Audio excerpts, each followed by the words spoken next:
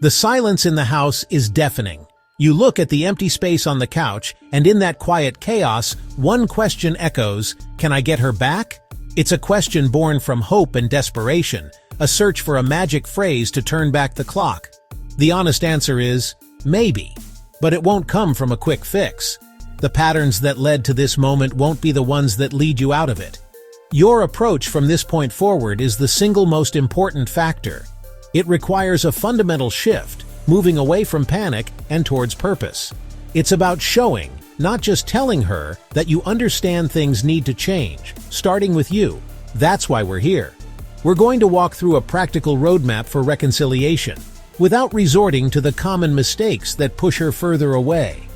I'm talking about the panicked texts and endless pleading. These behaviors don't communicate love. They communicate desperation, the opposite of the stable, secure man you want to be. Our journey is broken into 5 stages. First, what to do, the immediate actions to stop the damage. Then, we'll focus on yourself to rebuild your foundation of strength. From there, we'll tackle respecting her need for space, which shows maturity.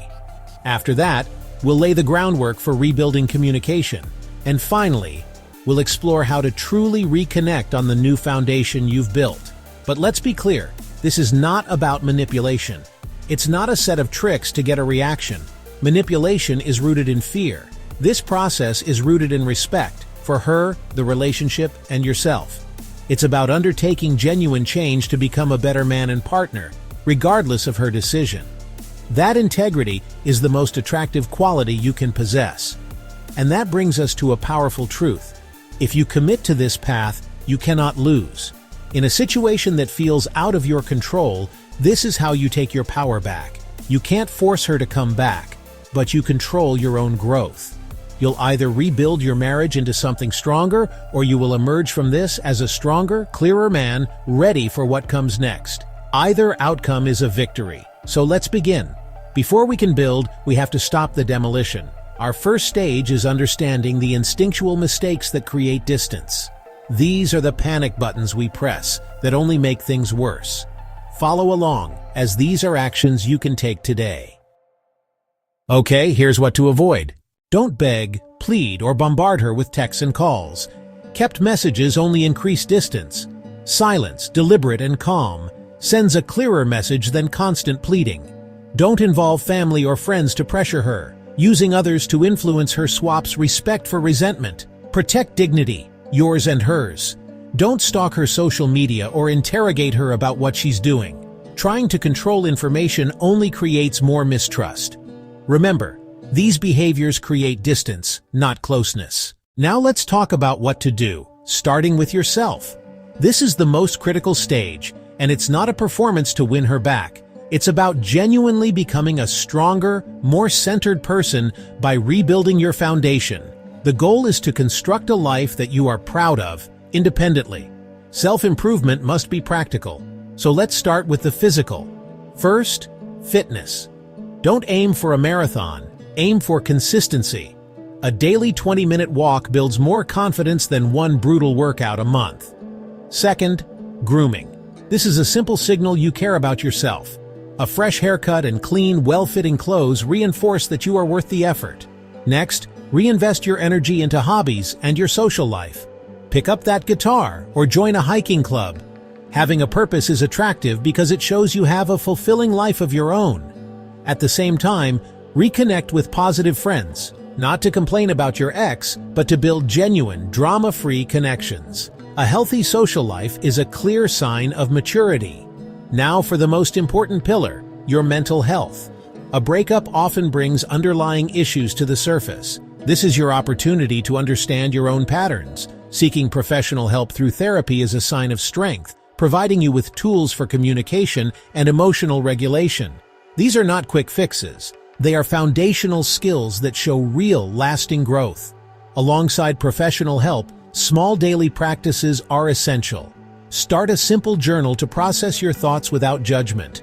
Try a 5-minute guided meditation to calm your mind and become less reactive. These consistent actions build mental resilience far more effectively than any single grand gesture. Let's talk about stability. It demonstrates reliability and maturity. Get your house in order, starting with your finances. Create a simple budget, automate your bills, and set a small savings goal. Getting your money under control is incredibly empowering and provides a massive sense of security. This stability extends to your physical environment. Take ownership of your space. Fix that leaky faucet, clean out the garage. These aren't just chores, they are demonstrations of competence. Practical responsibility shows reliability. Remember, actions will always speak louder than promises. This process is a marathon, not a sprint, so be patient and celebrate small wins. Use this time to become the version of yourself you can be proud of. Focus on picking habits that last, not quick fixes. This isn't a short-term project to win someone back. This is the long-term project of building your best life. Now, respect her space. Give her time without constant contact. Use this time to reset emotionally so conversations aren't full of tension. Respect boundaries. If she says she needs space, listen. This is not passive. Use it intentionally for reflection and steady growth. Patience is active, not waiting, but improving. Next, rebuilding communication. This is a delicate stage where patience is your entire strategy. Rushing can undo all your progress. Timing is everything, because you're not just starting a conversation, you're creating a safe space for one to even begin. So don't rush. Wait for a sign that she might be open, a like on social media, or a mutual friend mentioning she asked about you. Only then should you consider reaching out. Your first message should be a gentle tap on the door. A calm, non-demanding message is the perfect first step. Think of a positive, shared memory. The goal is zero pressure. Send it, and then let it go, with no expectation of a reply. If and when you do talk, your new primary role is to listen. Be calm, present, and listen more than you speak. This isn't the time to state your case. It's time to understand her experience. Let her lead the tone. Ask open-ended questions that invite stories, not just yes or no answers. Instead of, "Did you have a good day?" try, "What was your day like?" Then actually hear the answers. Validate her feelings with phrases like, "I can see why you felt that way." When you do speak about the past, use I statements. You statements sound like accusations and trigger defensiveness. Instead of "You always shut me out," try "I felt hurt and shut out when we argued." Explain your experience without assigning blame. This communicates your feelings without attacking her. Remember, actions speak louder than promises. She needs to see the proof of your transformation. Your consistent positive changes are the evidence you're not just saying what she wants to hear. Trust is rebuilt not in one grand gesture, but in 1,000 small, reliable moments. If she's not ready, your reaction is a critical test. Step back gracefully. A simple "I understand" shows maturity. You cannot control her timing, only your response. Use this time to keep improving. Your journey of self-growth is for you, first and foremost. Be ready for when she is, but never force her readiness.